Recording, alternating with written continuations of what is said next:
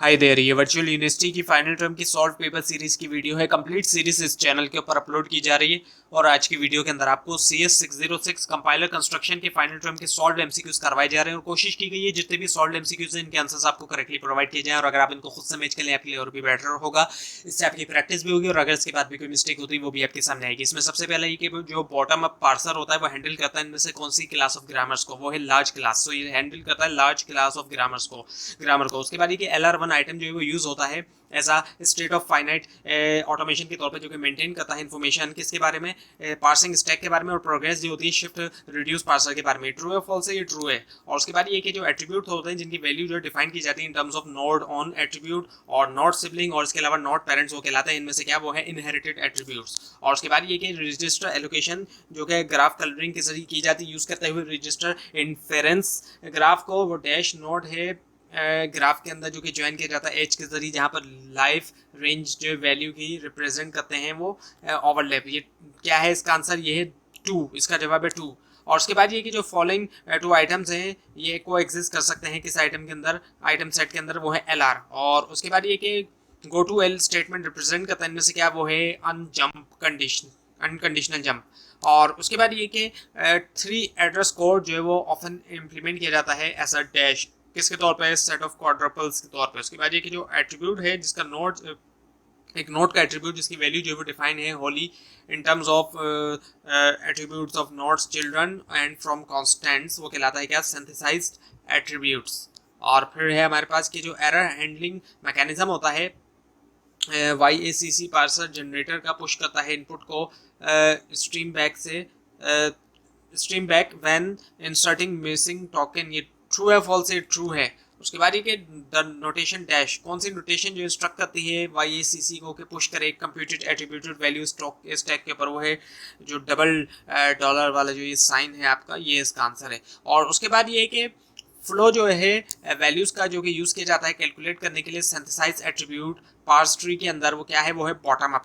और उसके बाद ये कि जो पार्सर जनरेटर है ग्रामर LR1 का, वो क्या है, वो है YACC पाइथन और कप। और उसके बाद ये डैश जो है, डैश जो है वो टॉप डाउन पार्सर है, वो है प्रिडिक्टिव पार्सिंग। उसके बाद ये क्या है,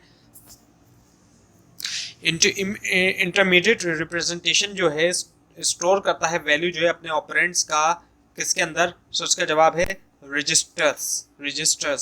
उसके बाद ये कि फ्लेक्स स्पेसिफिकेशन के अंदर फाइल डिफरेंट सेक्शन जो है वो सेपरेट किया जाता है, उनको कैसे किया जाता है, सो वो डबल परसेंटेज के साइन से।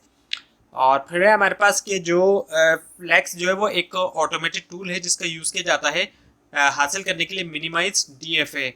सो ये ट्रू है फॉल्स है, ये फॉल्स है। उसके बाद ये कि कौन सा ट्री जो है इनमें से इन विच ईच नोड, हर नोड रिप्रेजेंट करता है एक ऑपरेटर को और चिल्ड्रन जो है नोड के रिप्रेजेंट करते हैं ऑपरेंड्स को। सो वो है एब्स्ट्रैक्ट सिंटैक्स ट्री जो है उसके अंदर हर नोड रिप्रेजेंट करता है ऑपरेटर को और चिल्ड्रन जो है वो नोड के रिप्रेजेंट करते हैं ऑपरेंड्स को। उसके बाद ये डैश किसके अंदर, कौन से एनालिसिस के अंदर सर्टेन चेक्स जो है परफॉर्म किए जाते हैं ताकि इंश्योर किया जाए कि जो कंपोनेंट है प्रोग्राम का वो फिट टुगेदर हो मीनिंगफुली।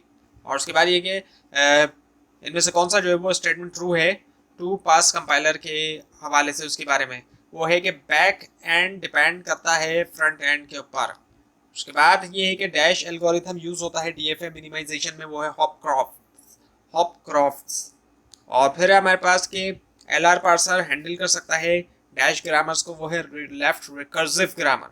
LR पार्सर हैंडल कर सकता है लेफ्ट रिकर्सिव ग्रामर को। उसके बाद एक इंपॉर्टेंट कंपोनेंट जो है सिस्टमैटिक एनालिसिस का, सिमेंटिक एनालिसिस का, वो क्या है, वो है टाइप चेकिंग।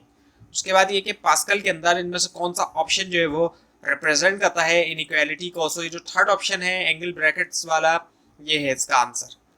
उसके बाद ये कि डैश जो है वो hardware installs and interlocks, so instruction handling है इसका आंसर, इंस्ट्रक्शन स्केड्यूलिंग। उसके बाद ये रिकर्सिव डैश पार्सिंग उसको किया जाता है किसके लिए, LL1 ग्रामर के लिए। सो वो है recursive descent parsing is done, उसको किया जाता है LL1 ग्रामर के लिए। उसके बाद ये कि जो कोर टास्क जो है कंपाइलर का, वो क्या होता है कि जनरेट करना फास्ट और कॉम्पैक्ट एग्जीक्यूटेबल कोड। ये ट्रू है फॉल्स है, ट्रू है। उसके बाद ये कि जो लेफ्ट फैक्टरिंग होती है ग्रामर की उसको किया जाता है ताकि सेव किया जाए पार्सर को बैक ट्रेडिंग से, वो ट्रू है फॉल्स है, ट्रू है। उसके बाद ये कि डैश एल्गोरिथम का इस्तेमाल किया जाता है DFA मिनिमाइजेशन में वो है हॉपक्रॉफ्ट्स। और फिर हमारे पास कंपाइलर क्लासिफाई किया जाता है उसको सम टाइम, कभी कभी उसको क्लासिफाई किया जाता है किसके तौर पे, single pass, multi pass, load and go, यानी कि all of the given option. और उसके बाद ये कि जो हर लैंग्वेज के लिए एक बनाया जाता है LL1 ग्रामर। सो हम लेते हैं 2 स्टेप्स। फर्स्ट जो है वो है रिमूव करना लेफ्ट रिकरेंस, सेकंड जो है वो है अप्लाई करना फिन सीक्वेंस, ये ट्रू और फॉल्स है, फॉल्स है। उसके बाद एक डैश जो है वो इवैल्यूएट होता है यील्ड हासिल करके, वो है एक्सप्रेशन इवैल्यूएट होता है यील्ड हासिल करने के। उसके बाद ये LR पार्सर हैंडल कर सकता है कौन सी ग्रामर को, वो है लेफ्ट रिकर्सिव। उसके बाद ये कि जो फ्रंट एंड है टू पास कंपाइलर का, वो लेता है क्या चीज लेता है एज इनपुट के तौर पे, वो है सोर्स कोड। उसके बाद ये कि DFA मिनिमाइजेशन के अंदर हम कंस्ट्रक्ट करते हैं एक डैश कंस्ट्रक्ट करते हैं हम ईच ग्रुप ऑफ स्टेट का इनिशियल DFA से। सो हम कंस्ट्रक्ट करते हैं क्या, एक स्टेट करते हैं हर ग्रुप ऑफ स्टेट का इनिशियल DFA से।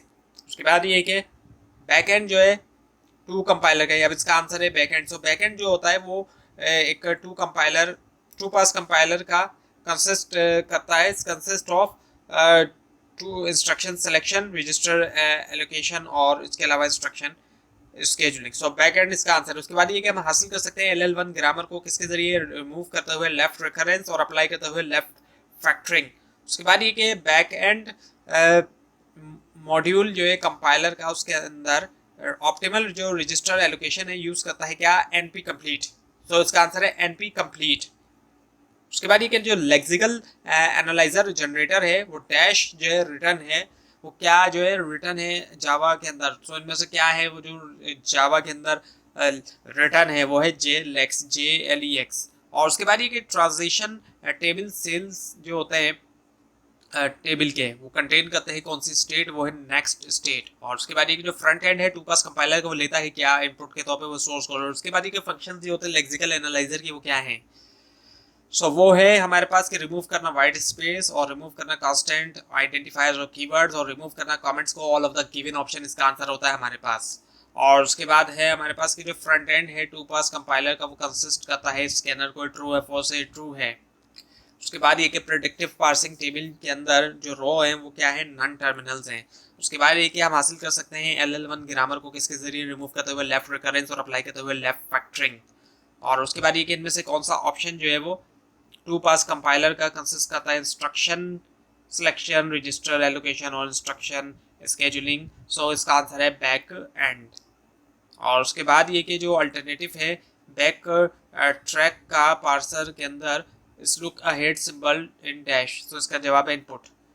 और फिर हमारे पास के LL1 पार्सिंग एल्गोरिथम के अंदर डैश जो है इनमें से कौन सा जो है वो कंटेन करता है एक सीक्वेंस ग्रामर सिंबल्स का, वो है स्टैक।